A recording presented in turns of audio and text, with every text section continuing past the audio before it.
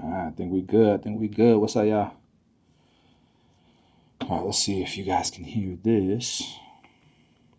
Testing one, two, From three. donations to Yeah, we Gucci. All right, we're going live again, man. Look, I appreciate all the support so far, man. You guys have been amazing as always.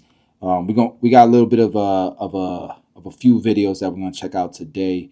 Been kind of like keeping up with what's going on in the news and stuff like that, and I just want to stay on top of it. So I'm actually in Canada for a barber expo that we're gonna be speaking at. Our brand is there. 245 Babeless will be there as well. But obviously, this is current events, and it's something that it's barbershop talk at the end of the day, and I love it. So we're gonna go through a few topics. We're gonna go react to a few videos, and I just want to know what's going on in the world, man. World views. So to start off, in particular, all right, we are doing. Oh, we're gonna piggyback off of the streams we were doing yesterday, the videos we were watching yesterday. Um, Yesterday we kind of kicked it off with the whole idea that that Trump is hooking up his billionaire friends. They're insider trading. He's tanking the stock market so that he can make his billionaire friends rich, and it's just dumb in my opinion. Anyone can buy the dip. Anyone can buy call options. Anyone can dollar cost average. Anyone can buy the dip. And then when we went through that scenario, we realized, yeah, did Charles Schwab make $2.5 billion in a day? Yes, but the week before he lost $5 billion, right? And they leave that part out. It's just the markets, how it works. It was an all-time high on April, what was it, April 9th or April 10th? I forget. But it was all-time low the week before, it seemed like. And then I want to show you guys this video because it's just it's a contradiction to the same people who are saying Trump is hooking up the billionaires and stuff. Listen to what they're saying here.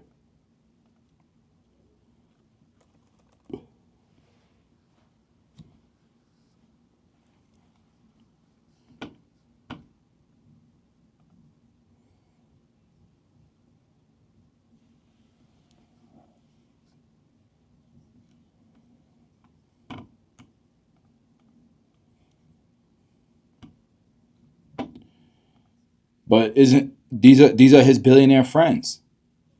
That's not making a lot of sense, right?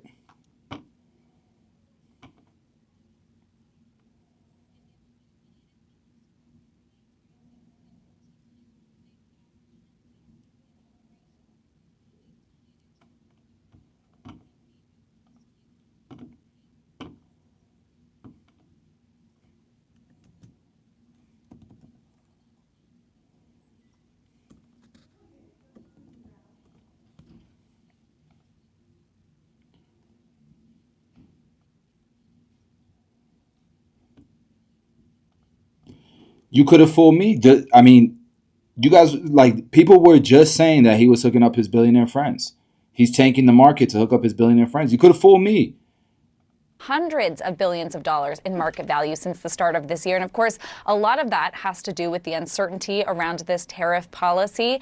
And the decline in share price and market value of these companies is also taking a hit to these leaders' personal wealth, and none more so than Elon Musk. He donated at least $290 million to Trump's campaign. He has now lost at least $107 billion in net worth since the start of this year. So it is really striking that these leaders who have supported Trump are now seeing a hit to both their company's valuation and their personal wealth. And we are starting to hear some of these companies speak up, in particular about the tariff policy. Elon Musk warning that it could have a significant impact on Tesla. And just this morning, Amazon CEO warned that consumers could see prices go up because of these tariff policies if they remain in place. So we are starting to hear from them, but not all of them, about their concerns around this policy. All right, Claire, thank you so much for that. We appreciate it. Tech giants, they're not the only ones suffering from President Trump's tariff policies. Small businesses are also feeling the heat. The 90-day pause on all reciprocal tariffs for countries except for China is a much needed break for many companies to assess what they need to do to survive. With us now is Kason Crane, the founder of Explorer Cold Brew. Kason, thank you so much for being with us. And just to let our viewers know, you just launched Explorer Cold Brew at Whole Foods nationwide. That's a really big milestone for you. All right. So, anyways, I just watch this stuff and I think to myself, bro, like at this point, bro, like people aren't even trying to get real information. It's just a narrative thing, right? And it's easy to punch up. It's easy to punch at billionaires. I ain't trying to defend billionaires whatsoever. I mean, they already made their money. They are good regardless of what policies are put out there. But to act like, you know, I just feel like it's out of bad faith, right? And it's just inconsistent, the narratives that people are painting. Whatever's convenient is what people are putting out. And I just want to kind of expose it. I just want to show it, right? So,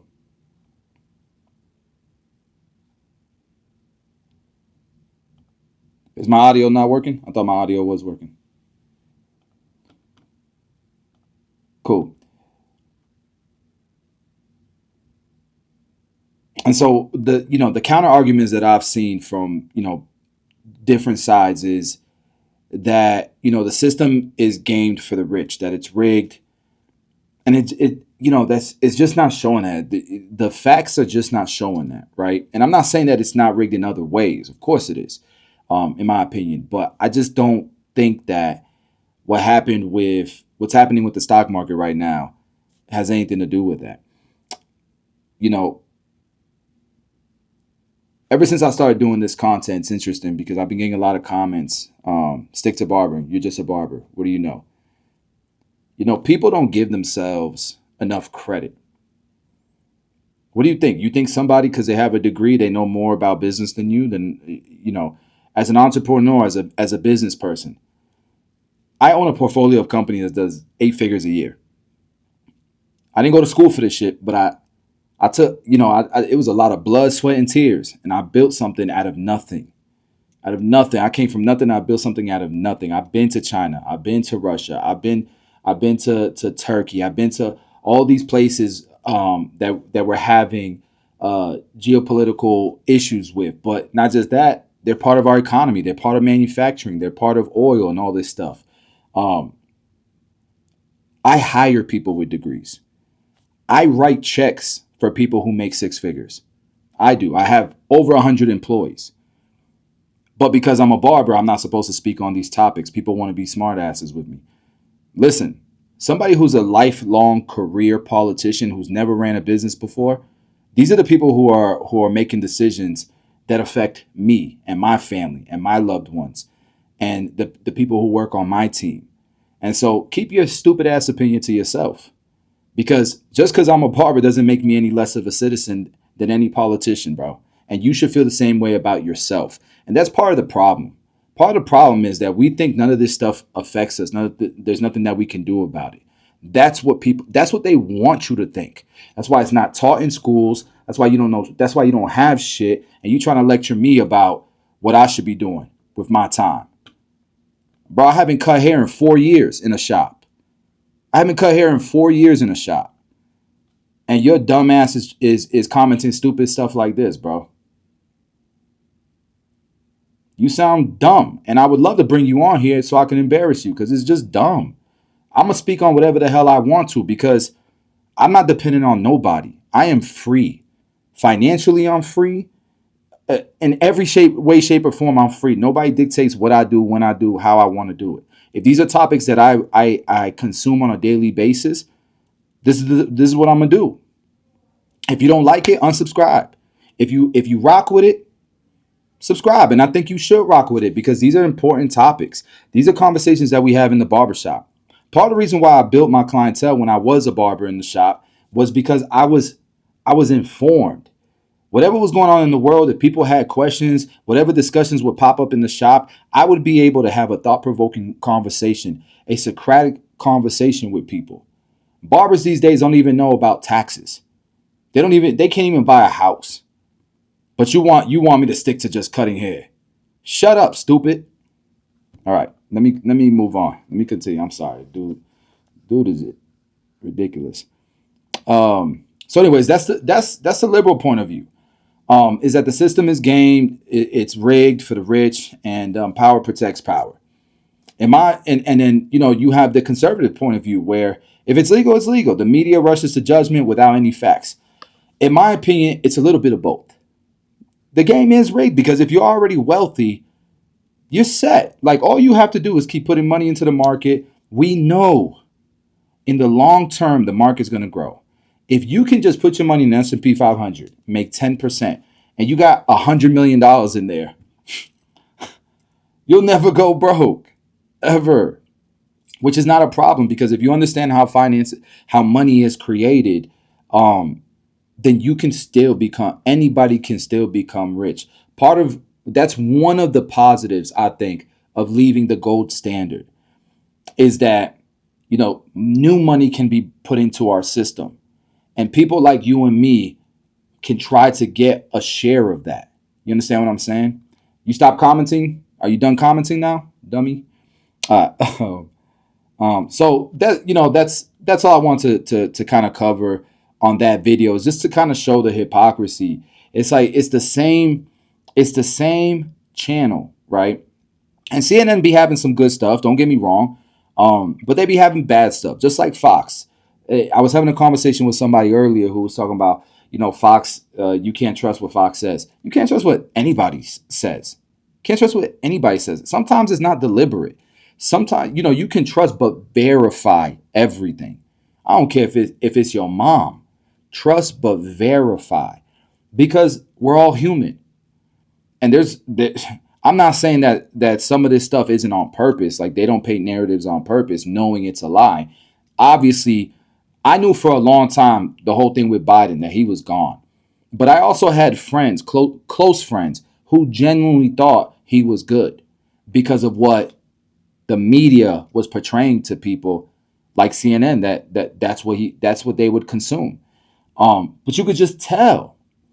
And so, the people the Democrats that were part of that party, Kamala Harris, they knew there was something wrong with him and they still pushed him to the American people because they'd rather not lose than do what's best for the people. And nobody's calling that out, right?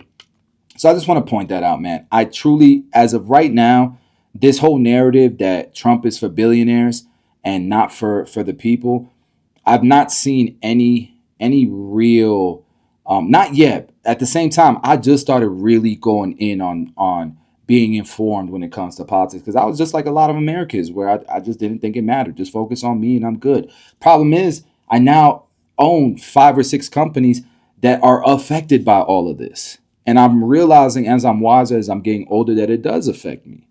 And so I do want to be informed. So if this stuff interests you, subscribe, share the channel, share the video.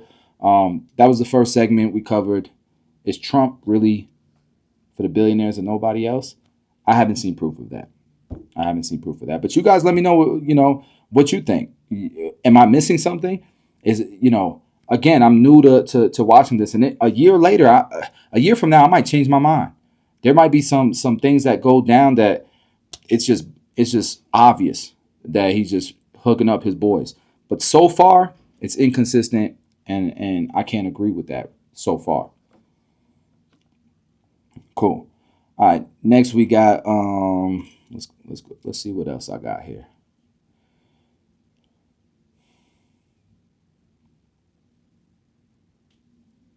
Oh, this is a good one. So you guys know who Kevin O'Leary is. He's from the Shark Tank. This is a guy who's very, very wealthy. Kevin O'Leary's going hard in the paint for these tariffs.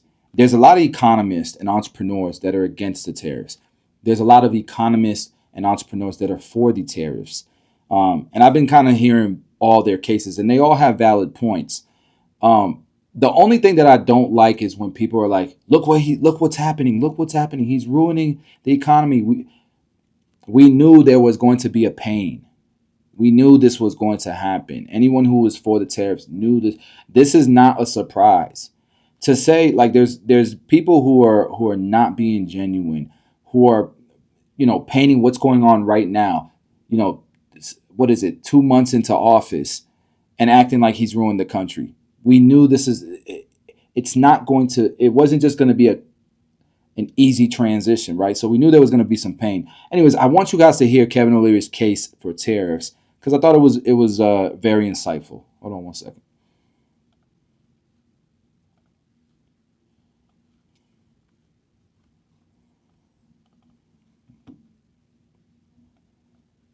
And y'all let me know what y'all think, man. Was just to get to a reciprocal playing field, a even playing field. So, Mr. O'Leary, what if there was a company called WeatherTech? And they produce really nice mats for their car. I have them in my F-150. And they woke up one day and they looked on Alibaba and they saw that their products were being sold on Alibaba. And they looked at their shipping, and they never had done any business with Alibaba. And they looked just like the mats that they produced in Illinois, and they even had their name on it, right? What could they do to stop this theft of their product? And they got nothing for it. What would be their recourse right now? There is nothing they can do. You have just told the story of 1 million small businesses in America over the last 20 years. Hold on, let's run that back. They innovate, they create, they're entrepreneurs. Let's run that back real quick. Was just because I got people, and it's not just you, Tube Lurker. It's not just you that says stuff like this, bro. I get this stuff all the time. I am an American entrepreneur. Who cares what industry I'm in? I started out as a barber. Today I own 10 barbershops. Today I own multiple businesses in other industries, and each of those businesses do 7 figures or better. I own an accounting firm with 300 clients and 24 employees. I'm a partner and owner in a truck manufacturing company where we make and manufacture all of the accessories and parts here in the USA, and that's a well over 7-figure company as well. Today I own a product line in men's grooming. That's well over a 7-figure company. I import and export product all over the world. So stop trying to box people in. American people, I don't care what you do, your voice matters. So listen to what Kevin O'Leary is saying, because everything he's talking about, I can relate to. I own patents that manufacturers copied. When I first started Tune 45 and I first came out with certain products, right away, people would steal our ideas. And I'm spending all this money. I spent in 1 year $500,000 in legal fees for IP, for intellectual property, for trademarks, for patents, for all of these things in 1 year. And I got to battle with these factories in China because the government in China does not care if our shit gets stolen, if it gets copied. And then America does nothing to protect their entrepreneurs and their businesses. And all of a sudden, the same product I got on Amazon, you got a factory that's sending it over. They don't pay any tariffs. They don't pay any of the fees that I got to pay because I'm an American entrepreneur. And it's not an even playing field. And so they don't have the cost. They don't have the expenses that I have. And so they can undercut my prices. But guess what? None of that money goes to the American economy. It goes straight to China. Meanwhile, I'm the one who employs hundreds of people, talking about stick to cutting hair.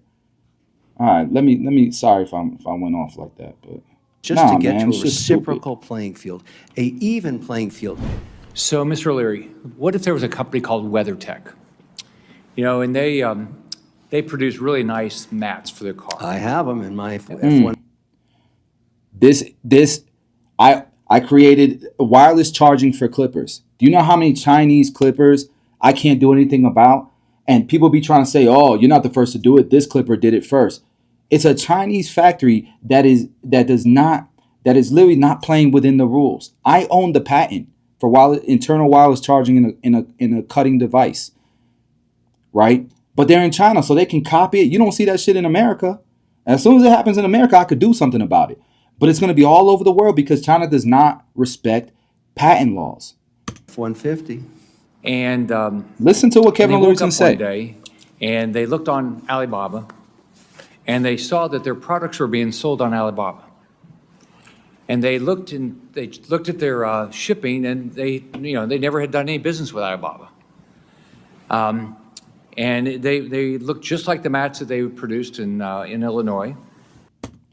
This happens all the time. You've never done business with Alibaba. All of a sudden, your product's all over Alibaba. But That you spent the money for molds, for toolings, for legal fees, the research and development. You put your life savings into creating this invention, and as soon as it gets any buzz, as soon as Chinese factories see, oh, there's an opportunity here, let's just copy it. We'll throw it on Alibaba. We'll send it direct to Amazon, and you're gonna see what I'm talking about. Why it's not fair. What's happening to American entrepreneurs? and they even had their name on it, right? What could they do to stop this theft of their product? And they got nothing for it. What would be their recourse Thank you, right now? Conker. There is nothing they can do. You have just told the story of 1 million small businesses in America over the last 20 years. Me, Entrepreneurs. the guy they that should prove shut their up because he's a product in barber. the American consumer market at around 5 million in sales. They're knocked off. By whom? China. Very often, the same plants that ran the molds under a relationship they had with the company. A lot of companies went to China 20 years. This is what happens, and this happened recently. So I released a clipper with Conair and Babyliss, one of the biggest clipper companies in the world. I worked with them. I drew it on a napkin. They use our intellectual property. We developed this from the ground up. There was an employee at the factory that we were partnered with to help us contract manufacture the product. And one of those employees, I guess, was friends with another factory because he worked with them in the past, and they leaked our product. And then we got this troll, this weirdo that stalks us, who exposed it, because you can't trust anybody. Now, there's good people in China. I'm not saying that. Of course, there's great people in China. I have amazing relationships out there. But the government there is the problem. It's not the people as much as it is the government. They don't protect American entrepreneurs and the partnership that we have with them. And it's such a big part of their economy. I don't understand why, besides they just don't rock with us. 20 years ago, 10 years ago, and put their molds there. And during the day, the company would run the WeatherTech mat, in this example, here theoretically. And then at night, they'd run the knockoff mat. And they would bring it into the market, let me guess, 30% off retail of WeatherTech. And I've seen this happen countless times. And in some cases where the company's very Run that small, back real quick. Run that back they're real quick. knocked off. Run that back. Because do you know how many, I'm in the barbering industry. You know how many barbers I hear say, it's the same thing. Just buy the Chinese knockoff one. It's the same thing. They get it from that factory.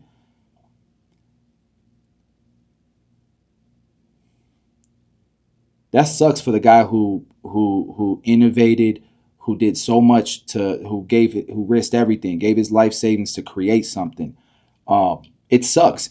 And we don't really have a choice because America kind of sold out in the 90s when they gave manufacturing away. We have no choice. And you're gonna learn more here. Last 20 years. They innovate, they create, they're entrepreneurs, they prove their product in the American consumer market at around 5 million in sales. They're knocked off. By whom? China. Very often, the same plants that ran the molds under a relationship they had with the company. A lot of companies went to China 20 years ago, 10 years ago, and put their molds there. And during the day, the company would run the WeatherTech mat, in this example. Here. And listen, the reason why so many companies went to China wasn't because of greed necessarily. It's because America opened up free trade. That's why Detroit went through what it went through. Flint, Michigan went through what it went through. Ohio went through what it went through. Lost millions of jobs. Factories shut down left and right because America opened up free trade. And so, of course, companies are like, okay, we'll go to Mexico, we'll go to China, because the idea was that Americans were moving towards innovation, towards R&D, towards technology. And we did a great job at it. But China has not been fair in return. And what's happening now is they're copying our shit, cheating us, cutting out the middleman, going direct to Amazon. Now you got Temu, now you got Shein or Shane, whatever the hell it's called. And you're gonna learn why it's such a disadvantage in the next video we watch. Just keep watching this. Theoretically, and then at night they'd run the knockoff mat. And they would bring it into the market, let me guess, 30% off retail of So during the day, so they would take the same molds, the same tooling. At night, during the day, they would run their factory for the brand that they partnered with. And then at night, they'd run some more mats and throw them on Alibaba. of WeatherTech. And I've seen this happen. And I'm not saying that all factories do it. I think most factories don't do it because they care about their relationships with their partners. But many do. And China's government does nothing about it. And our government has done nothing about it. Till now. Countless times. And in some cases where the company's very small, they go out of business. And nobody hears that tree falling in the forest. It happens thousands of times. There's such an immense opportunity here to enforce existing laws. But really, at the end of the day, the reason that behemoth company couldn't do anything about it, they have no access to the Chinese courts. They can't resolve the complaint through litigation, as we do here.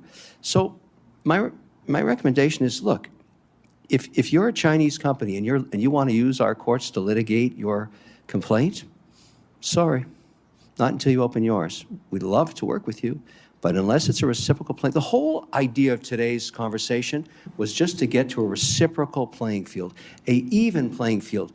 American companies have always been very competitive anywhere on earth when given a chance on a transparent and competitive playing field. That's not the case in China. We're all saying the same thing here. It's got to get fixed. And finally, Seriously, what is wrong with that? Why are you a villain for believing in an even playing field?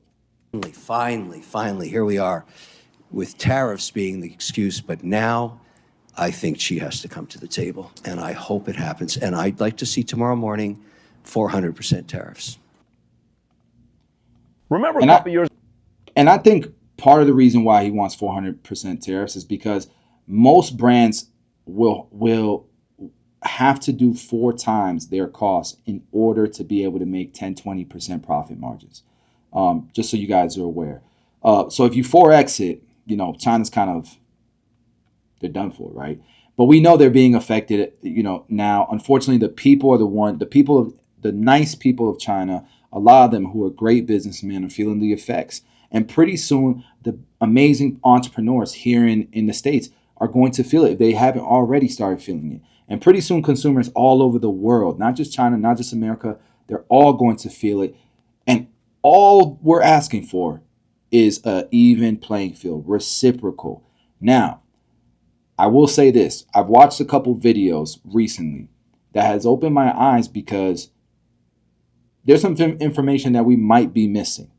And so with that being said, what I want to do here is I want to play this next video that talks about how China is using Vietnam to avoid tariffs. Now, we talked about this yesterday during my live stream. And I know of factories in China already that are moving their stuff to Vietnam. There's still some tariffs there, but it's not as bad as in China. And they're thinking long term. So I wanted to watch this video to get more informed on it. Give me a second. I got to take a bathroom break. And then we'll get to it. But in the meantime, what I'll do is I'll play this video, and then you guys, and then we'll go over it once I get back from this little bathroom break. Capital into Southeast Asia. Vietnam in particular has benefited. They export a lot of final assembly of electronics, like some of your iPhones or your Samsung smartphones. They also export a lot of apparel. President Trump's tariff plan could shake up this trade. Vietnam is highly vulnerable. Leaders around the world have asked the White House to back down from the tax hikes. In response, President Trump lowered tariff rates to 10% on most countries, except China. I also have to say 90-day pauses are not an eradication of tariff risk. The tax hikes on products across Southeast Asia could be potent. U.S. imports of Vietnamese products grew rapidly in recent years. Experts say this may be connected to foul play from China. Our analysis points to some tentative evidence of rerouting, particularly by Chinese firms that newly invested in Vietnam after 2018. If this can be definitively shown, countervailing measures against those particular exporters may be warranted. What could these developments mean for producers in Vietnam and their customers in the United States?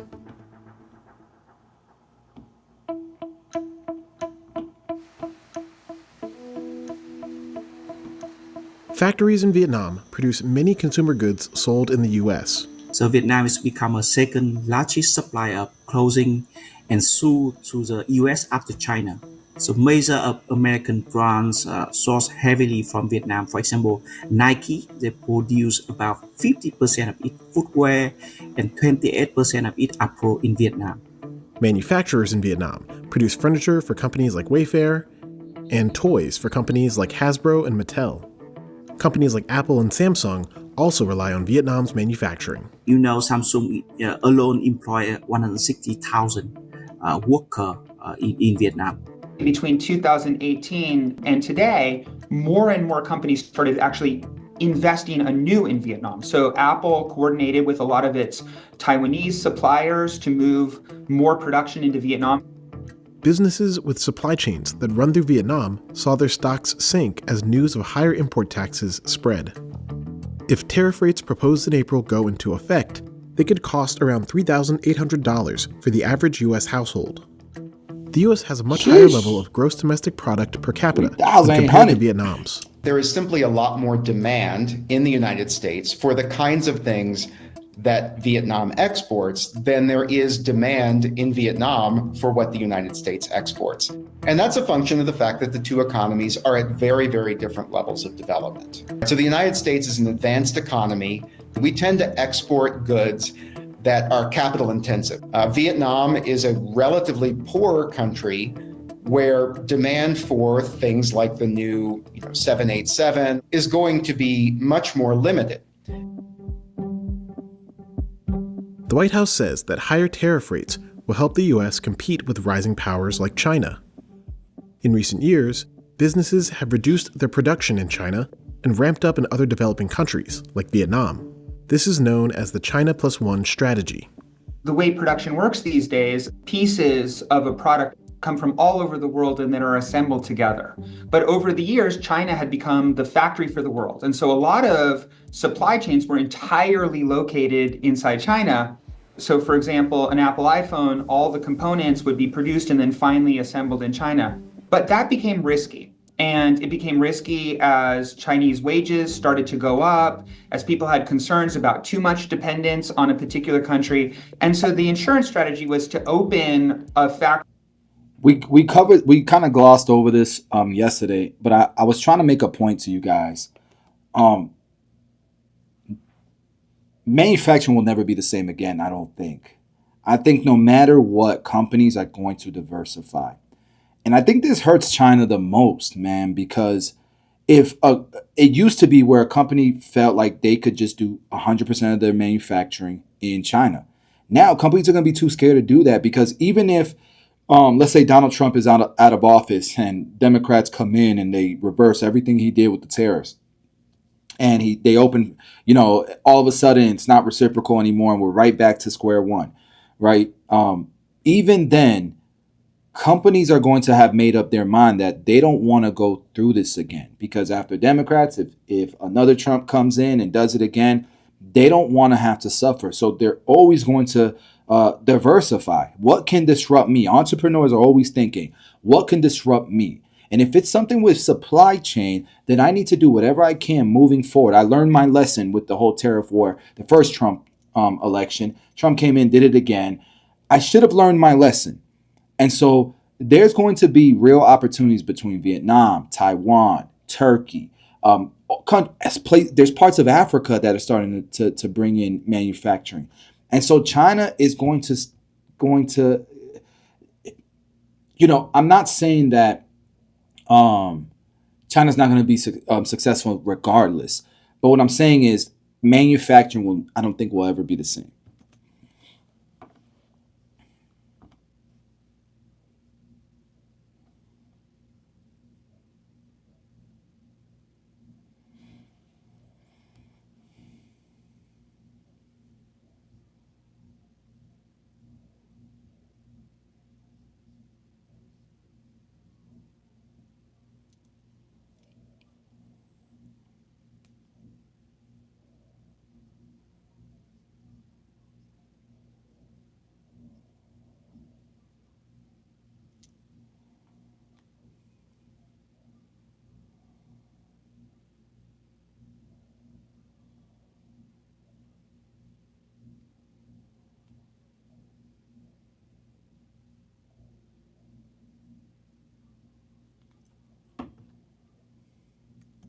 Now, these factories are still owned by China. They're still owned by Chinese entrepreneurs.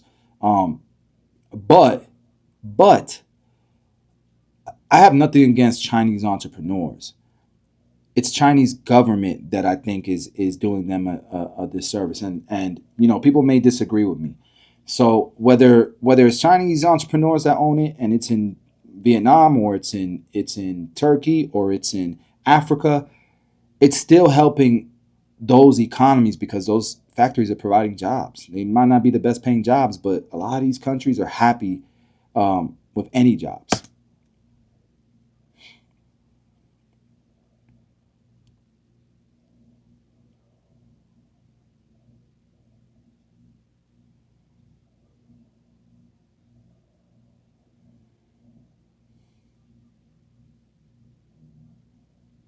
Wow.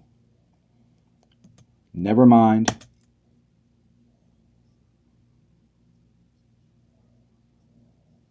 So there's no value add here in Vietnam. They're just moving product over to Vietnam, changing the label, keep it moving. I mean, shipping might get a little boost, but ain't no factories. But I know for a fact I have partners that are moving factories over to Vietnam, Singapore, Vietnam, Taiwan, and so it's happening. But there's also going to be some fraud shit going on as well, obviously.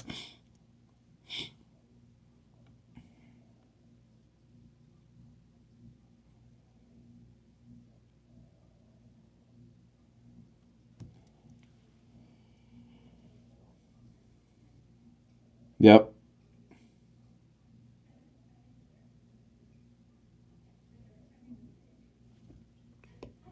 As if the tariffs are going to raise prices of Vietnamese producers so much that a decline in the currency is maybe the only option they have to compensate unless they can reach a settlement with the US government. However, it's already low in 2024 already. In April, a delegation from Vietnam reached out to the White House to strike a deal. We've already seen Vietnamese Party General Secretary contact the U.S. administration, offering to potentially go down to zero tariffs on U.S. products entering Vietnam. The primary driver of this bilateral trade deficit that the United States has with Vietnam is not driven by tariffs or protectionism on Vietnam's part. Absolutely. It's driven by the fact that there's just relatively much more demand in the United States for Vietnamese products than there is demand in Vietnam for U.S. products. As tariff rates are negotiated, countries like Vietnam are bracing for impact. People have called it like an unforced error or a self-inflicted wound, but it's worse than that because it's essentially like a suicide pact that's taking out large other countries along with the U.S. economy. The White House did not respond to CNBC's request to participate in this story. In the year 2000, the U.S. and Vietnam signed a trade agreement which took tariff rates down from around 40% to 3%. Today, exports to the United States from Vietnam account for 30% of Vietnam's gross domestic product. Wow. The outlook for the people of Vietnam, who, if we know anything about history in the last 50 years, have really been through the ringer, much of it at the hands of the United States, the outlook was very positive.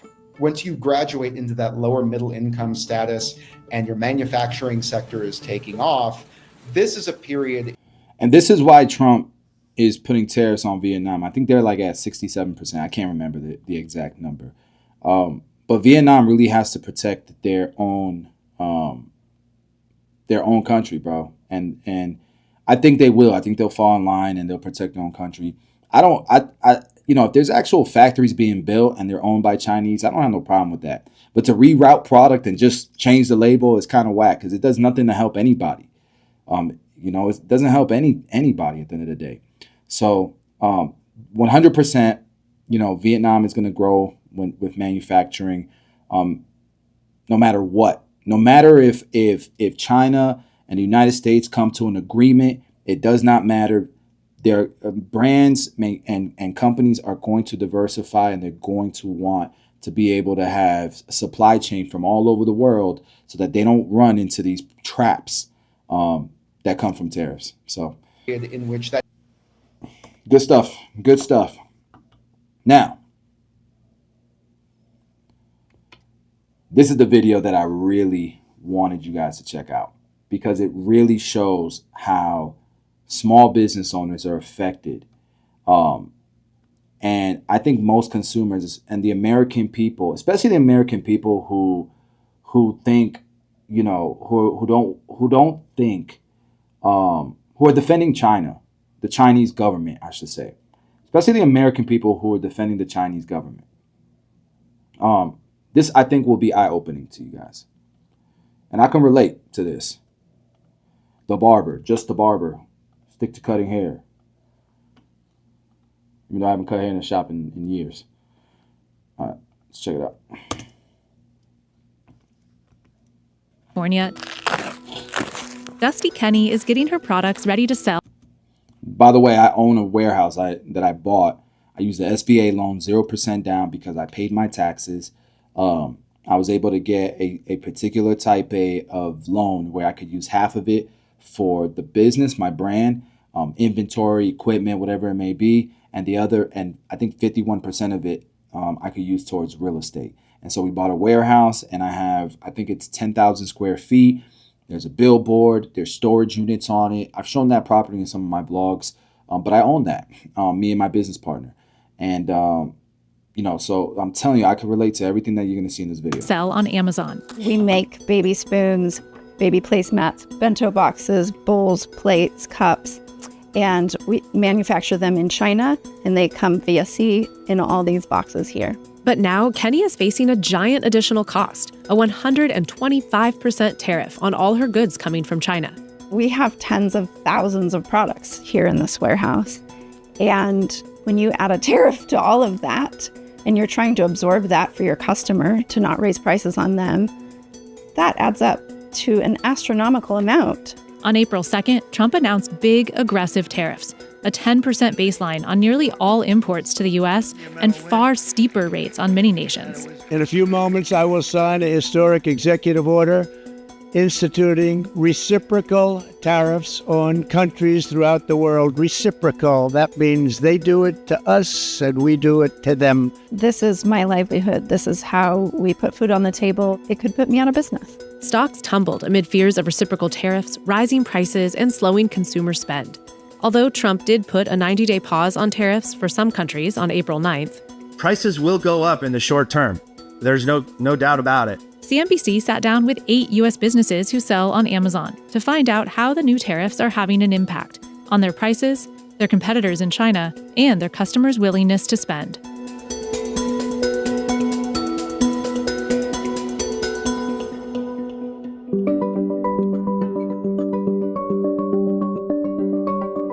Tariffs have been around since America's early days, but since the creation of the federal income tax in 1930, and their customers' willingness to spend. Tariffs have been around since America's early days, but since the creation of the federal income tax in 1913, they've become a smaller and smaller portion of federal revenue, with some notable moments of tariff increases along the way. By the 2010s, the average tariff was just 1 to 3%. Then Trump sent tariffs soaring during his first term, taxing steel and aluminum from U.S. allies, threatening tariffs on Mexico and Canada, and launching a trade war with China. Sound familiar? Brands come to us panicked about tariffs. We started talking to our clients about recommending getting out of China a long time ago when the first rounds of tariffs came up. And then Biden became president. We said, Biden's not going to remove it. Sure enough, most of Trump's first-term tariffs continued under Biden. And now Trump's back. He started with a 10% tariff on most Chinese goods in February. China retaliated with an added 15% tariff on some U.S. imports. Trump raised the China tariff to 20% on March 4th. That's also when whopping new 25% tariffs on Mexico and Canada went into effect. I was in a state of shock, and it was very sudden. We have to stop everything. We cannot afford selling goods anymore. Portable Winch Co. has been making its car winches in Canada for more than 20 years and simply driving them an hour to the U.S. border for duty-free shipping to American customers, until now. The U.S. is a growing market for us. It represents like 22% of our sales. We are questioning ourselves if we just move our focus to Europe. Is it really a negotiation tactic? Maybe. I hope so. I sincerely hope so. Then on April 2nd, Trump made his biggest move yet, reciprocal tariffs on 180 countries, with an average rate the highest it's been since the Great Depression. There's a blanket 10% tariff on nearly all imports, 20% on the European Union, and big tariffs in Asia, 32% on Taiwan, 46% on Vietnam, 49% on Cambodia, although Trump did put a pause on tariffs for some countries on April 9th. But in the biggest blow for many Amazon sellers, Trump doubled down on China tariffs, raising them to a humongous 125%, following China's own retaliatory tariff of 84% on U.S. goods. Estimates show some 60 to 70% of goods on Amazon come from China. Although most products on Amazon are sold by third parties, tariffs will also impact its own brands, like Amazon Basics. Thank you. They're trying to win by saying we have a similar feature set to the national battery at a lower price. And so if they have to raise that price, consumers are likely to have a preference for that well-known, familiar brand. So will Amazon increase prices on its own brands, passing the new tariff cost on to consumers? The last thing they want to do is right away just pass it to the consumer, because you don't know how transitory this is. I think if it extends after, call it 6 months, then a lot of those ultimately get passed to the consumer. As for whether third-party sellers will need to raise prices, I will hold my prices for as long as I can and just absorb those. The problem is that we're already kind of overpriced. We can't compete with all of the Chinese factories that are just copying these products and going direct to the United States. We can't compete with them. And so our prices are kind of already overpriced because we don't have the margins that they have, the power that they have. And now, for so long, our politicians have been allowing these factories to just capitalize off of the economy that we built. And we can't sell nothing over there. Tariffs, because I'm already competing against those Chinese sellers that are undercutting me. On Amazon, we'll probably increase the price by 10 to 20%. And so people are going to try to not increase the price, but they're going to have to at some point.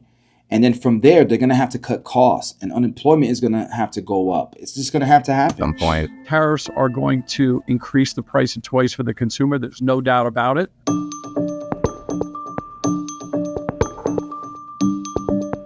While tariffs on China are nothing new, it's unusual for them to hit certain types of goods, like toys.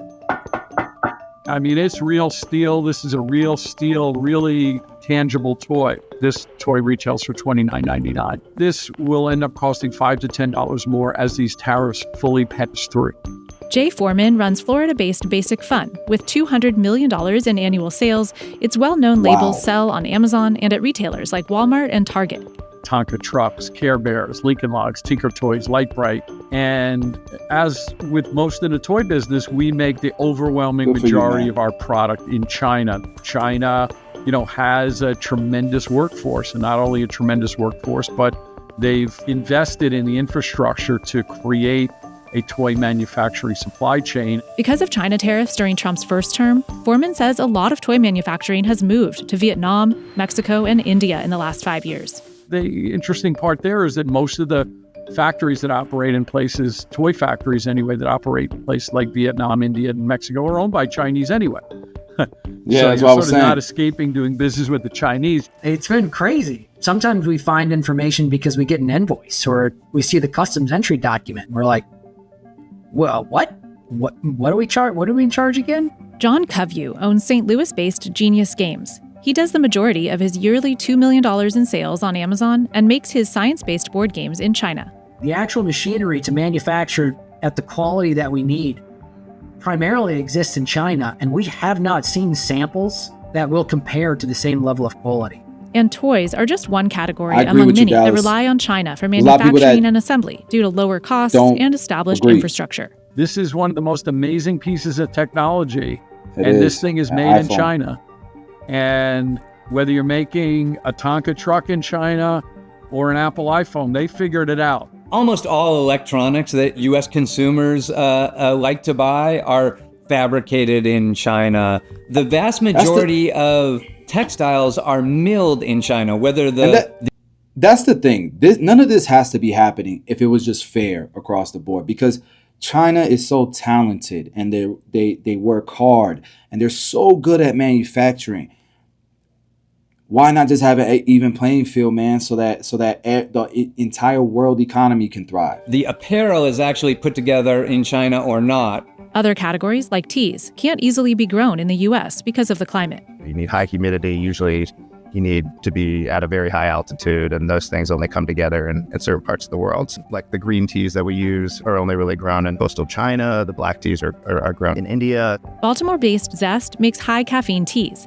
About half of its $3 to $4 million of annual sales happen on Amazon. It's those components that are the most troubling. Of you don't really have a U.S. option, and just you have to pass on the cost eventually.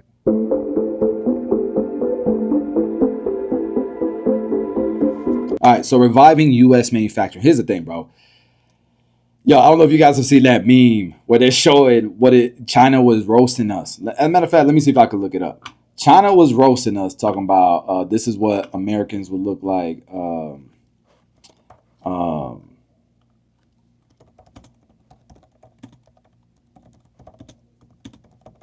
Manufacturing. Hold on, if y'all can see it. Yeah, they went crazy on this one. And this is the argument right here. Do American people even want these jobs?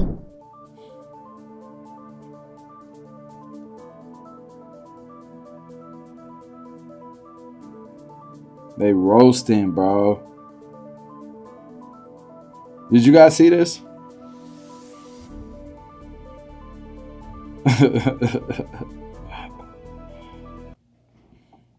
So let's see what they got to say in this video. This is our new Snacktainer silicone bento box. Now, I will say this. My company, Tune 45, we sell products for men.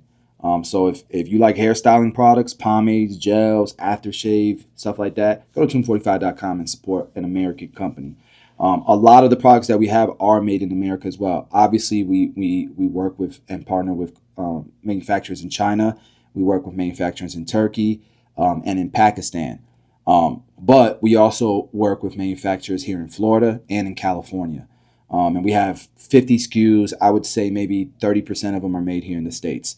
But we also create a lot of jobs here in America, whether that's marketing, accounting, bookkeeping. There's all kinds of jobs that we create. So we appreciate the support. Nonetheless, we used to manufacture ourselves the shave gel here in America. So I know what it's like to do mass production, and it's not an easy job. So, I respect Chinese manufacturers. We just got to get on an even playing field. I know I keep saying that. Box. Kenny's brand, Prima Stella, brings in about $800,000 annually, almost entirely from Amazon sales. I would love to be able to manufacture in the U.S., but the truth is that the infrastructure is not there. The manufacturing infrastructure doesn't exist. I've even considered what it would look like to open a manufacturing site, but that's way over my head and, out of my budget, right? Even with huge tariffs, Kenny says it still doesn't make financial sense to move manufacturing to the U.S. The cost is too high. It's not 10% or 20% higher. It's double or triple the cost per product. Right now, when you do try to reach out to manufacturers that are here, they don't even return your calls or your emails. The people in Hey, China are hungry for the work. that's a They'll bar. get back to you right away. They make sure you That's get a your bar. shipments right away. That's a bar. When I first started my company here in the States and I tried to go straight to manufacturing at an American factory because I believed in this made in USA thing, manufacturers are night and day here in the States like they are in China. And the Chinese are very competitive. They want your business. In America, it's like, bro, unless you're producing 10,000 bottles, we don't even want to talk to you. And by the way, there's a fee for this, there's a fee for this, there's a fee for this, there's a fee for this. By the time you're done, you're priced out. You cannot compete. And then you're also, as an American company, you're bashed for not manufacturing in America. But the consumer who bashes you won't pay the extra cost, the extra prices. So it's a lose-lose, and you're gonna find out more why it's a lose-lose. You're gonna hear it now. Why it's so They're on unfair. it. There are some, like Viper Industrial, that do manufacture entirely in the US and charge a premium for it. We actually see it as a competitive advantage. You put our products side by side to a competitor's that is getting it overseas, and it's a night and day difference. Dane Rush and his brother own the Green Bay-based business, selling some $30 million annually of stools and other shop equipment that range in cost from $350 to $650. You can go to, a lower value store and buy a stool at $40 or $50, maybe even cheaper. We're not going for the buyer that's looking for the cheapest price. That's not our market.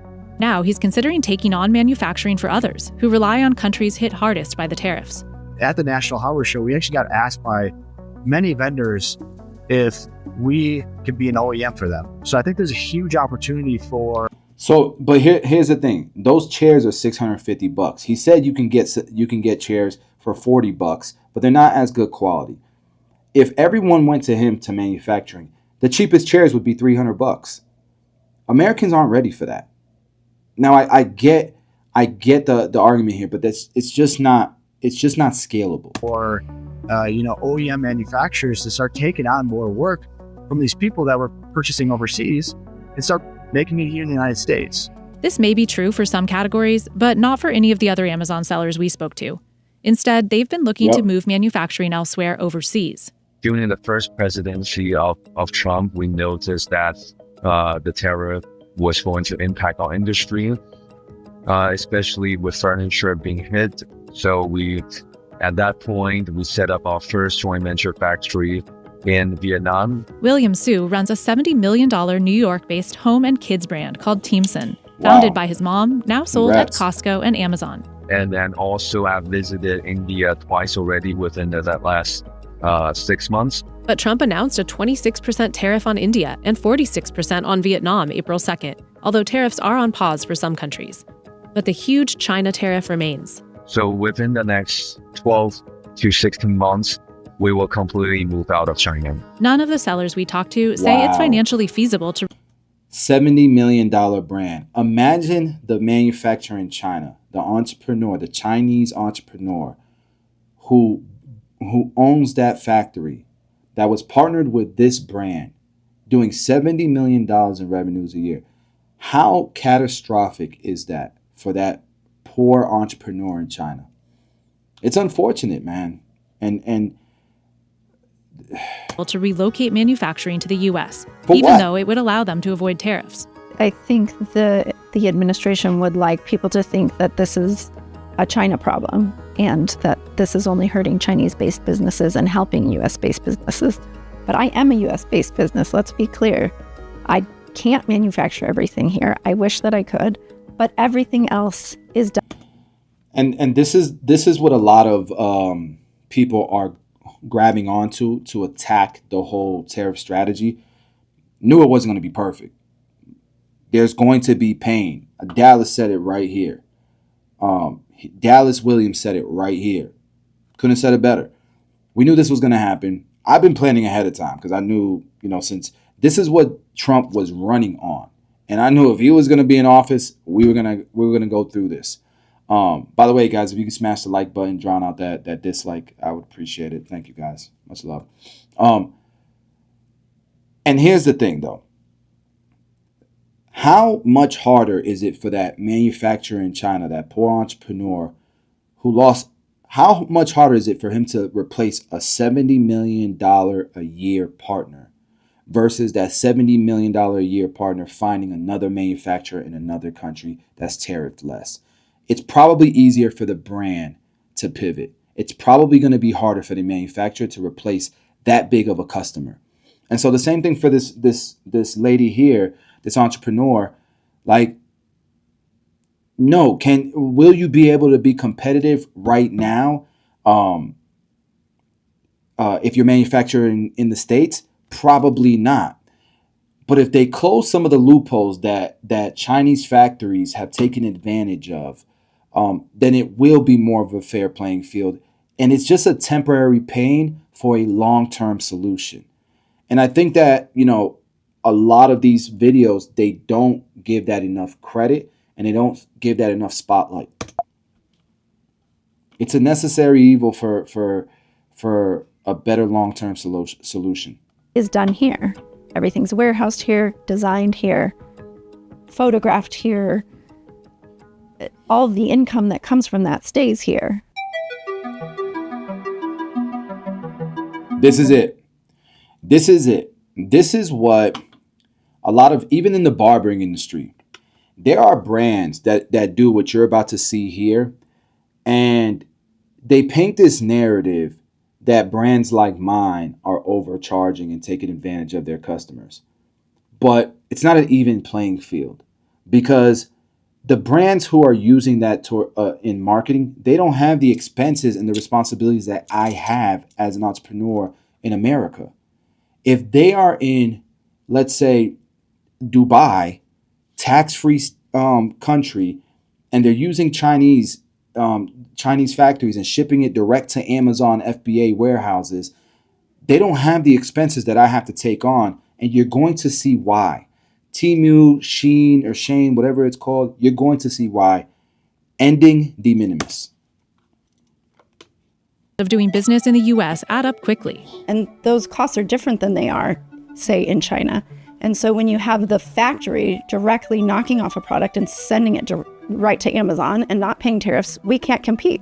Like so many others, Kenny needs to keep prices low to stay competitive in the era of Temu and Shein. My most popular product are my silicone baby spoons, and I used to sell them for $9.99.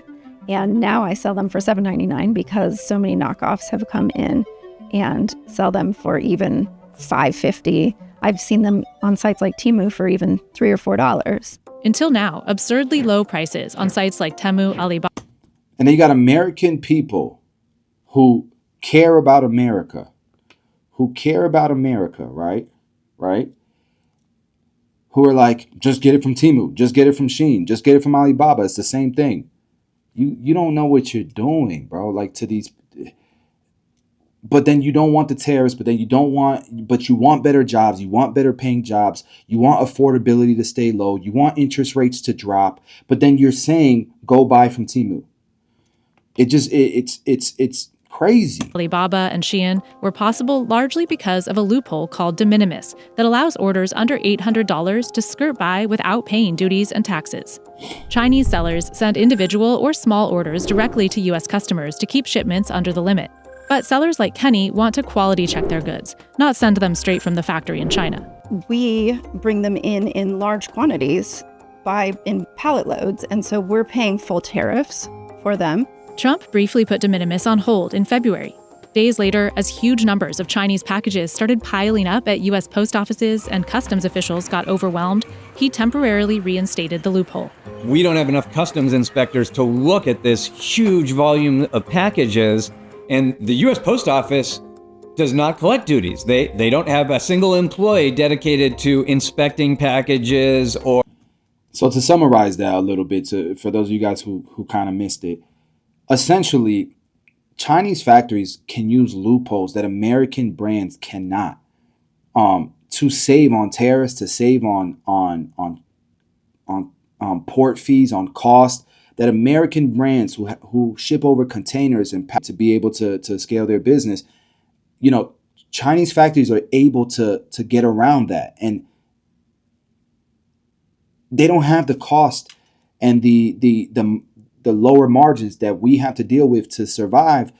And then they're also copying the products that we create, that we spend the thousands and thousands of dollars on molds and toolings to create. Or processing duties. So literally there was a stop to all international mail from China for a few days. On April 2nd, citing adequate systems now in place to collect tariffs, Trump again announced he's ending de minimis, effective May 2nd. The White House said the loophole is being closed to target deceptive Chinese-based sellers who hide illicit substances, including synthetic opioids, in low-value packages to exploit the de minimis exemption. This particular toy, when we manufacture it, we're inspected by our licensor Hasbro, it's inspected by our retailer, Target, Walmart in China. Anything that comes in on de minimis is not going through that safety scrutiny at all. Small packets that might have included a dress or some kind of tchotchke might have been stuffed with illegal drugs or things like that, might be counterfeit, might be bootlegs and knockoffs. Some Amazon sellers were benefiting from de minimis, especially on its separate direct from China site, Amazon Haul, launched in November to compete with Temu. But overall, killing de minimis will hurt Amazon competitors like Temu more. Closing this actually takes off, what's really been the sort of loophole that's been tugging at Amazon, really for the last 18 months. With Trump's shifting stance on de minimis and broader tariffs, the uncertainty has made it difficult for businesses and American shoppers to plan. You never know from day to day. Are we going to have new tariffs? Are we not? Is he going to raise them? Are they going to be blocked? How do you plan like that? We actually see a slowdown in purchases in some cases just from the talk of tariffs and the talk that prices might go up. Another uncertainty, just how many countries will implement retaliatory tariffs and how big they'll get, which will hurt some U.S. Amazon sellers in the opposite direction.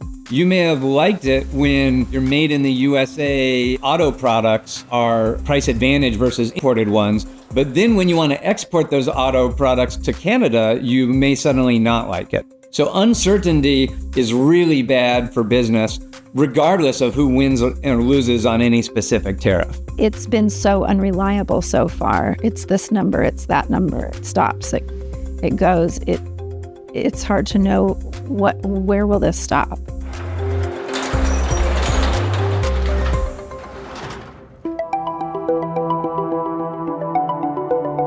Yeah, man. So, and I don't know that this stuff is even going to work the way I'm kind of perceiving it. But I will say what we've been doing has not been working. So, and it's already getting painful. Affordability has already been horrible. People can't buy a home these days. Interest rates are high.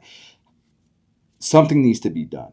And so, just watching that, there's no clear-cut answer. But I will say this. Regardless if you agree with Trump or not, he has the balls to do it. And so, we're gonna find out regardless. You know what I mean? I'd love to know what you guys think, what your opinions are. Do you think it's fair what's going on? Do you think tariffs is the solution for it? Is there a different way? Do you have sympathy? Like, again, I think it's a government thing. The Chinese people, unfortunately, are getting affected by this. The American people and the whole world is going to be affected by this. It's unfortunate. So, now, with that being said, if you have a small business and you need help with accounting, I own an accounting firm called pieaccounting.com. Let me show you guys real quick. We have over 300 clients in every industry pretty much. And it's more than an accounting firm. It's, I would like to think of it as like your fractional CFO, because we're doing your bookkeeping. We're giving you, it's an all-in-one financial solution. So if you go on the website, you'll be able to see everything that's included: budgeting, payroll services, credit building, bookkeeping, finance preparation, your tax prep, tax planning, sales tax compliance. We keep all your files stored in an encrypted drive. It's an all-in-one solution for a flat rate. So if that's something that interests you, you're a small business owner. It's a company that we started a couple of years ago, and it's been so fulfilling to help entrepreneurs scale and grow their business and their personal finances. Now, with that being said, you've heard some opinions, but I want you guys, now that we've live streamed this topic on tariffs, I want you guys to hear a different perspective. And this is coming from, whether you like them or not, these guys, Stephen A. Smith and Mark Cuban. And the reason why they're relevant is because, believe it or not, Stephen A. Smith has been talked about for running for president. No lie. Let me see if I can look it up. Hold on. They want him to run for president for the Democratic Party.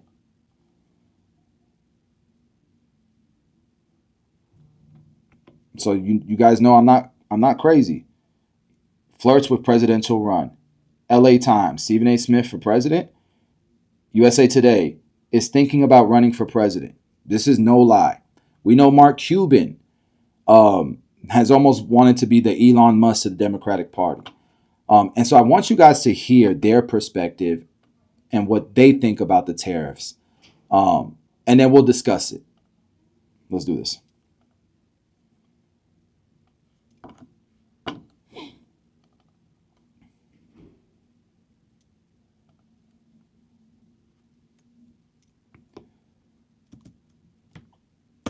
These could be the future faces of the Democratic Party.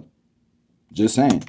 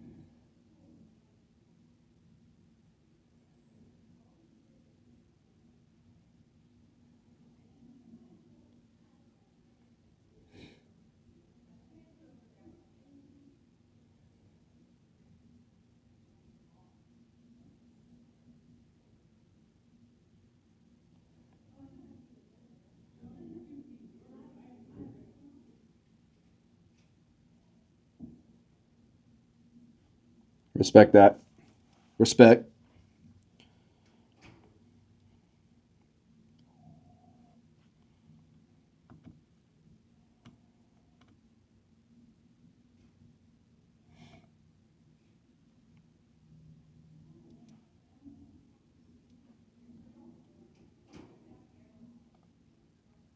No audio. Damn, no way. I'm sorry, guys. I'm not sure why the audio is not running. Let me fix this real quick. I'm sorry, guys.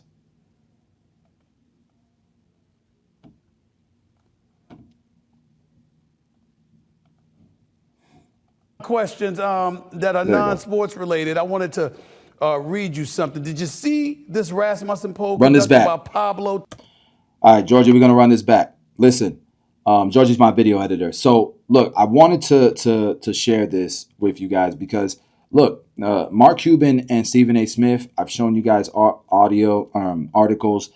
Both of them have been rumored to want to be running for president as Democrats. And, you know, you guys can take that for what it is, but This reminds me of what was going on when there was rumors of Donald Trump and nobody believed it. But the LA Times, Stephen A. Smith for president, USA Today, Stephen A. Smith running for president, ESPN magazine, all of these places are rumored to be talking about Stephen A. Smith. And we know that Mark Cuban was interested in being part of politics as well, especially for Kamala Harris. And so regardless of what you think, these two could be the future of the Democratic Party. And if it's not them, they really need help because we don't know who the future is. So before I get into my in. questions that are non-sports related, I wanted to read you something. Did you see this Rasmussen poll conducted by Pablo Torre finds out? It's of one. Look at this. These are the people, like, it's almost like, Donald Trump was a celebrity. We got to copy and paste. So instead of it being lifelong politicians, they're literally going after celebrities. They want Mark Cuban, Stephen A. Smith, Dwayne "The Rock" Johnson, Matthew McConaughey, Jon Stewart, Oprah Winfrey. Like, what? Okay. 1,021 likely voters who that's for vice president. Who would be the best Democratic candidate for vice president for 2028? Would you check out this, please? What's your reaction to this right here? Mark Cuban. Meanwhile, earlier, people talking to me talking about you a barber, stick to cutting hair. These celebrities who've never run businesses, they can be vice president, but I can't talk politics or business or finance or economy. Come on, man. Is leading the race for vice president. Spell my name first. It's M-A-R-K. There we go. That's right. That's what they did. That wasn't us. That was them. I ain't playing second fiddle to nobody. Damn right. So, but if I ever do decide to run, which won't happen, Stephen A., you can be my VP. No, if you ain't playing second fiddle, what would make you think I want to play second fiddle? I'm not doing that. Because that's who you are, bro. That's who you are. I'm second fiddle. That's what you're telling me. Yeah. Go. Never mind.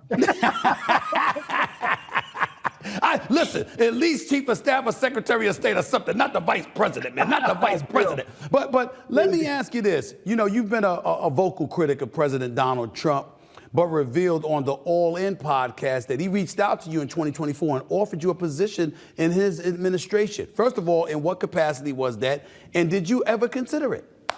No, he didn't offer me in a position ever. Okay. So that never happened. Okay. But back in his first administration, I went and talked to him and talked to others about helping with healthcare. And I've actually talked to people in the administration now, bringing up just basic things about healthcare and pharmacy pricing because of our success with costplusdrugs.com. And so, look, I'm all about Team USA. Whatever I can do to help this country, I'm going to do it.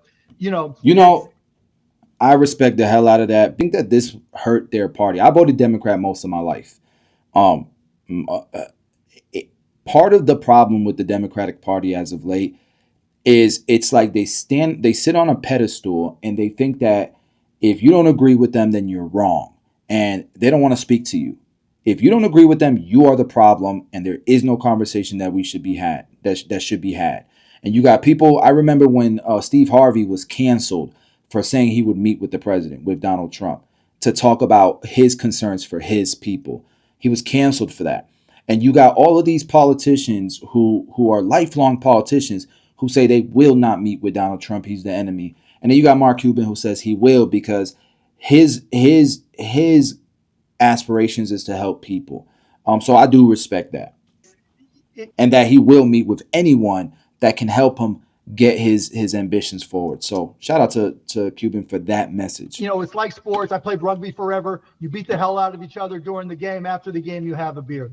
This is, my mind the same way. If I can help cut the cost of healthcare in the United States of America, doesn't matter who the president is, whether I like him or dislike him, I'm going to do what I can. How do you feel about what he's been doing so far? Not just in the first 72, 73 days, but specifically with this whole tariff war he's created. What are your thoughts about it?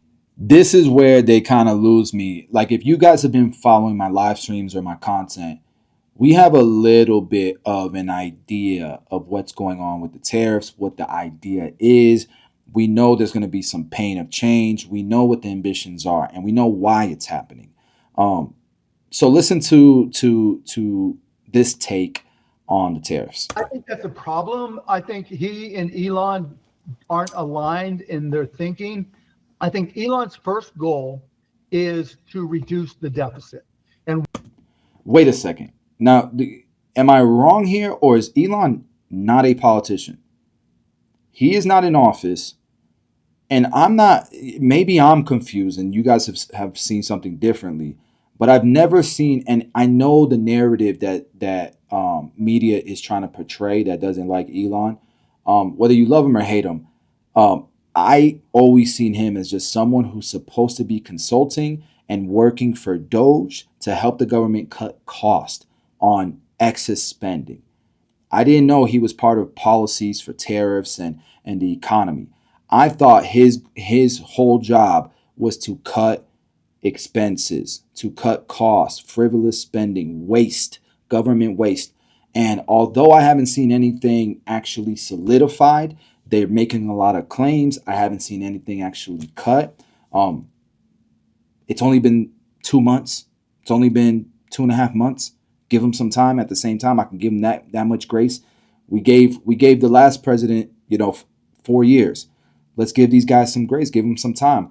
But I don't know why he's bringing up Elon Musk when it comes to the strategies that have to do with tariffs.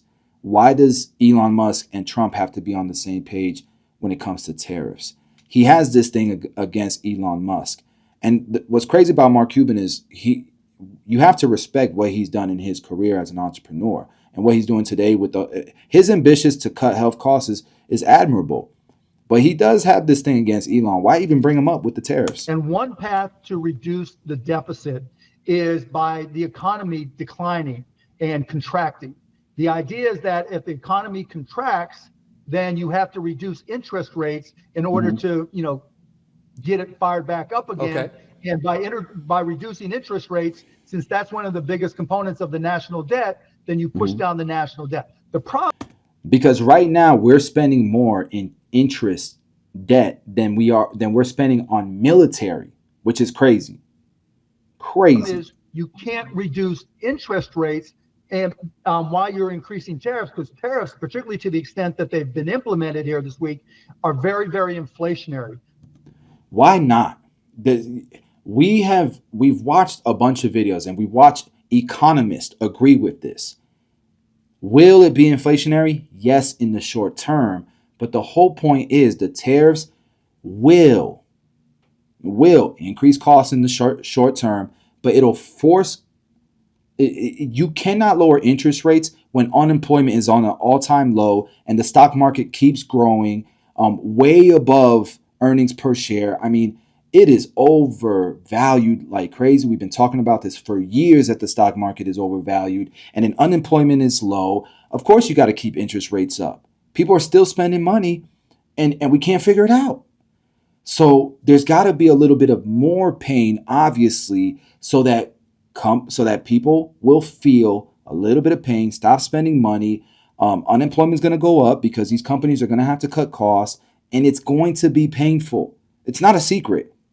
But when it's painful, when unemployment is going up, when the stock market isn't overvalued, then the Federal Reserve can look at the economy and say, hey, we better cut interest rates. I could be wrong, but I know for a fact there are economists that agree and there's economists that disagree. And I know for a fact that we haven't tried this in the last 4 years. And there are people who try to say that our economy was great before Trump came in and he messed it all up. But I don't know about you. I know that the average American that's around me, we have felt like, no, the economy hasn't been great. Yeah, the stock market keeps growing. You know who owns 80% of the stock market? Billionaires, the rich people that are supposed to be the enemy. Okay, so that's what you're going off of, that the economy is doing great. Unemployment's at an all-time low. Yeah, that's great, but no one employed can afford a house. You have to make 6 figures to be able to buy the average home in America these days.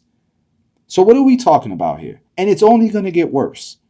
That's my whole logic. Sorry. So you create this catch-22, and then on top of that, with all the Doge cuts, which I think are going to have a disproportionate impact on small towns and cities in the United States of America, then all these things happening at once, and that's really bad for the economy. That doesn't sound like America first to me. That doesn't sound like it makes a lot of sense what they're doing right now. And what do you like? But what do you guys want? You guys want everything to be perfect? Like there's no compromise whatsoever. There's no pain of change whatsoever. That's not even feasible. You know, like that doesn't sound America first to me. What's the alternative? Because the alternative they've been trying and it hasn't been working. And I had somebody write this to me. They said his formula is screwed. First, it was an election tool talking about the tariffs. First, it was an election tool. Then it was a negotiating tool. Now it's here to stay. He's all over the place. It's not here to stay. He just paused. It's still a negotiation tactic. What are they talking about? This is what people are saying about him as it pertains. And you know, Stephen A, I was watching Stephen A, and he's been on point for the most part. His criticism on how Democrats lost the election, it was all their fault. He would have went about it a different way. And he's right on 90% of the things that I've heard him say. But this one's a strike out for me. The tariffs. Do you find yourself thinking in that regard? Yeah, what I think is they're very dogmatic. You know, Elon is very dogmatic, cut. And Trump is very dogmatic. Tariffs, you know, are a beautiful word, and we're going to have tariffs. They don't go together at all. Something's got to give. And right now, it's the stock market. And I'm looking at it from this standpoint. But they know that that's what's got to give. That's why they're doing it. Because the stock market can't be at all-time highs and unemployment can't be at all-time lows and interest rates go down. That doesn't happen. That doesn't go together either, right, Mark? But the thing that really struck me, Mark, is that the Republicans, this is a party that religiously preaches about the importance of lowering taxes. How are you going to sit up there and raise and create a tariff war and in the same breath lower taxes? It seems the tariff war. See what I'm saying? Like, and it might not work, but the idea of the tariff war is to be able to bring in income, revenues for the federal government without taxing the people. If you have income coming in from other endeavors, whether that be a sovereign investment fund, just like Singapore has, just like Dubai has, where their citizens don't pay taxes, federal taxes, right? And that's what Trump was talking about buying TikTok with. I love that idea. And TikTok's revenues that are majority from American people go back to the American people and subsidize what we pay in taxes. So it should lower taxes. Not right now, not in the first 70 days that he's been in office. That's not even realistic, guys. But maybe in a year it'll work out. We don't know. seems to be antithetical to anything that they. And I'm telling you, it sucks. This is painful. But it's going to be painful either way. It's either going to be later on and our kids got to deal with it or whatever, or we got to deal with it. Preaching about for decades. I don't find their message to be consistent at all in that regard. To that, no. I mean, look, not consistent at all. Are not as important as they used to be. And the Republican Party is the Trump family business now. And, you know, maybe that's good in some respect, but that it also means that everybody's just going to go along. Everybody in that party is going to go. Listen to that point. It goes both ways. Remember when he was addressing Congress and all that, and no one on the Democratic side would clap for things like, you know, we named this bridge or this school or whatever it may be. We named it after this poor young lady who was raped and killed. Not one clap. And then when somebody would clap from the Democratic side, they look behind them and they stop clapping. It goes both ways. We know this is normal with politics. Come on, Mark. To go along with whatever Donald Trump says. And this is why independents never get voted in. This is what, like, all of that stuff. I get it. It's weird, but that's how it is. And I don't know if you guys remember, but one thing I do respect about Donald Trump, and I voted for Obama around this time. But when Donald Trump came in and he said, the last election I voted for Obama. But then when Donald Trump came in, he said, because I don't know if you guys remember, Republicans and Democrats hated Donald Trump because Trump wouldn't say he was going to run to be as a Republican. In the beginning, he was an independent. And in the beginning, people know he was a Democrat. Then he became independent, and then he decided he was going to run as a Republican. But the Republicans didn't like him, okay? And then he goes on stage and he looks around and he goes, yeah, I used to pay all you guys money. You guys are part of the system that I was in. And all you guys did my favors. I don't know if you guys remember that. So it's just I don't know. And if he says tariffs are good, everybody's out there saying tariffs are good. Howard Lutnick. Oh. I don't think that's the case, Mark. I think what it is people are for America. And so even if you don't know that if tariffs are good or not, you're hoping it's good. You hope it works. I'd rather it work than it not work because I'm Team America. So are you, Mark, right? Oh, Donald Trump has been wanting tariffs for 30 years. He's the smartest guy I know. But Donald Trump isn't the only person that wanted tariffs for 30 years, right? We know that now, right? We know that the Democratic Party wanted tariffs 25 years ago. Look, let me show you guys. For those of you guys who haven't seen this, because I'm on this, I know there's a lot of barbers that follow me. Y'all in the shop cutting hair. You guys are talking probably politics and all that stuff. Ain't supposed to be doing that in the shop. You know that causes problems. But y'all doing it. But you might miss out on stuff like this. So this is great information that we can talk about in the barbershop. You know what I mean? So Nancy Pelosi wanted tariffs. Let's go. Look at this. Look at this. It's this is what I mean. Like, Mr. Speaker, this issue of granting most favored nation status to China is a very important one for the American people. It is about nothing less than our economic future, our national security, and our democratic principles. As you know, the conflict in the House of Representatives and our disagreement on this issue has centered around the issues of trade, proliferation, and human rights. That's why I'm so disappointed that we have so little time to debate this issue today, and I can only ask the Republican leadership of this House and all of those who are so eager to move this along on both sides of the aisle, what are you afraid of? Are you afraid of the facts? Are you afraid of the New Year's, the 4th of July break, constituents who cannot afford to travel to Washington with businesses would have time to express their views to their members of Congress? Are you afraid of 100,000 young people in Golden Gate Park gathered together to support free Tibet? I wish our colleagues were here and not away to a funeral or without votes off of Capitol Hill, because the facts must be heard by them. Because today, members to this chart on the status quo that the business community is asking each and every one of us to endorse today. Right now, we have a $34 billion trade deficit with China, the 1995 figure. Look at her. She's explaining how unfair the tariffs are for American businesses. 35%, 33%. And now that Trump is saying he wants to do tariffs, now it's a bad thing. And now Mark Cuban is saying, oh, Trump is saying tariffs are good, so now they're just following it. They don't actually believe tariffs are good. Well, Democrats believed it was good here, right? It will they were fighting for over $40 billion for 1996. Since the Tiananmen Square massacre, this figure has increased 1,000%. From $3.5 billion then to about $34 billion now. Now it's in the trillions. In terms of tariffs, I think it's interesting to note that the average U.S. MFN tariff on Chinese goods coming into the United States is 2%, whereas the average Chinese MFN tariff on U.S. goods going into China is 35%.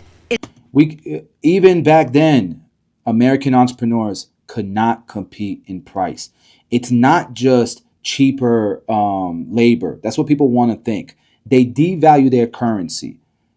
So it's for that reason it's cheaper, and it's the labor, and they don't pay the tariffs or the fees or have the cost that American entrepreneurs do, or the regulation that American entrepreneurs have. Reciprocal on exports. China only allows certain industries into China, of U.S. Industries into China, and therefore only 2% of U.S. exports are allowed into China.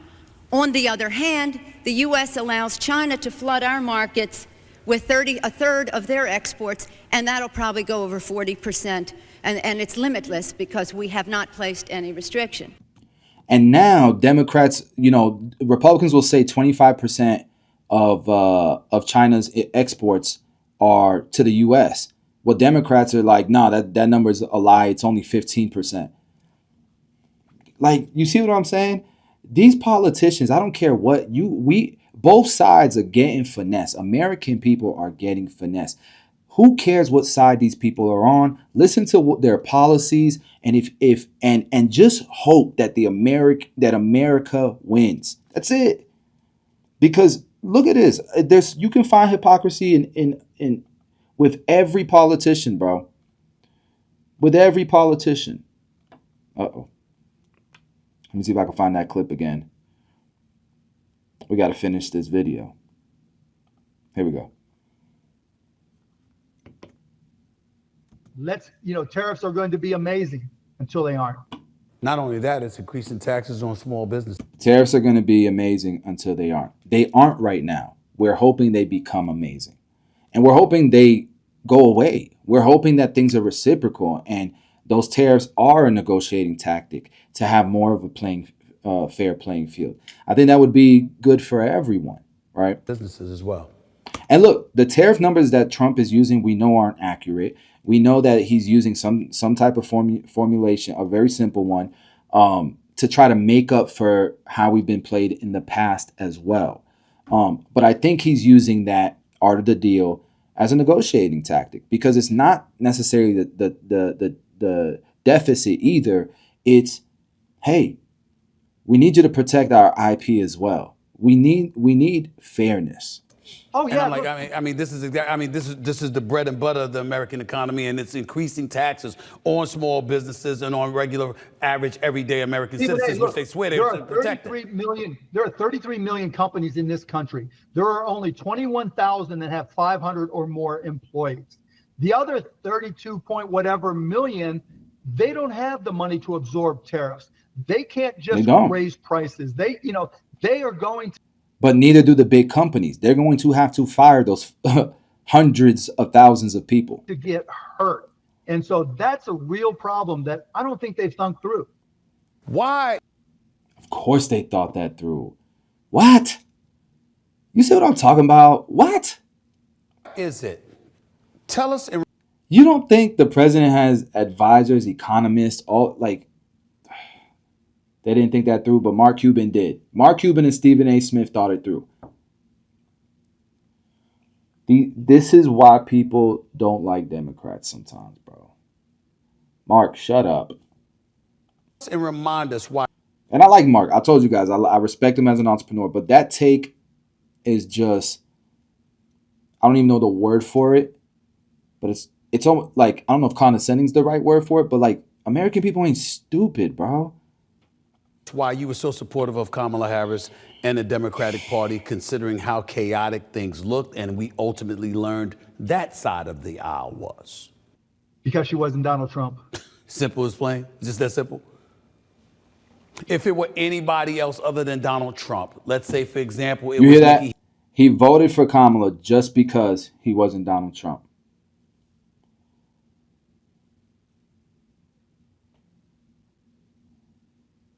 Bro. Because she wasn't Donald Trump. Simple as plain? Just that simple? If it were That's a good anybody answer, else guys. other than Donald Trump. That's a good answer. It was Nikki Haley. Let's say, for example, it was. I voted for Nikki Haley. It's just a terrible answer, bro. They lied about our president. They had him running a second term, and the dude had dementia and Alzheimer's, and they covered it up. Anything to stay in office. Forget the people. Forget what's best for the people. Anything to stay in office. What was Ron DeSantis or Chris Christie, even of Vivek Ramaswamy or somebody? Are you saying that you may have thought differently? I voted for Nikki Haley in the Texas primary.